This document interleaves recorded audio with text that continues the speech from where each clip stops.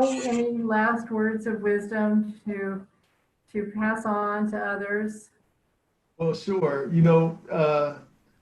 I just remember in one early staff meeting, our wraparound program, I let the team know that here's our new parent partner staff, and this staff is here to advise us on how we should treat families, and they'll be holding all of us accountable, including me.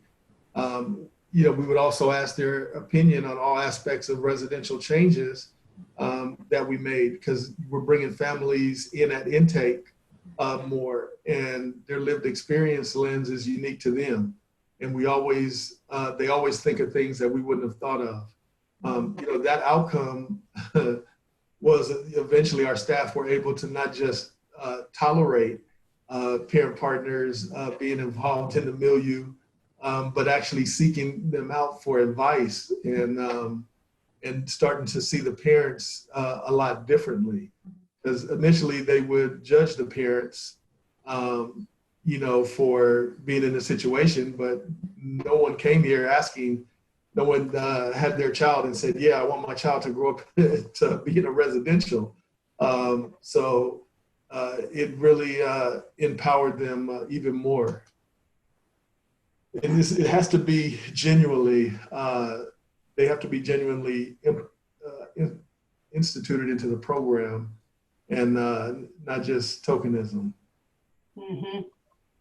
When when a family comes in at intake, a youth, we try to have the family there if they're already identified. And then at that meeting, of course, you have the professionals around the table telling them all of the great services that we can provide and things that we can do. And they're like, yeah, I heard all that before. A lot of them have bounced around so many placements. But when the parent partner leans forward and says to the parent, I had a child that had special needs and they needed to be in residential, and I was able to get them back. And they just lean forward and like, oh, really? And they just start engaging immediately. It also helps the youth realize that our job is to get them home, not to a lower level of care. Mm-hmm. And once they understand that, we have less runaways and incidents.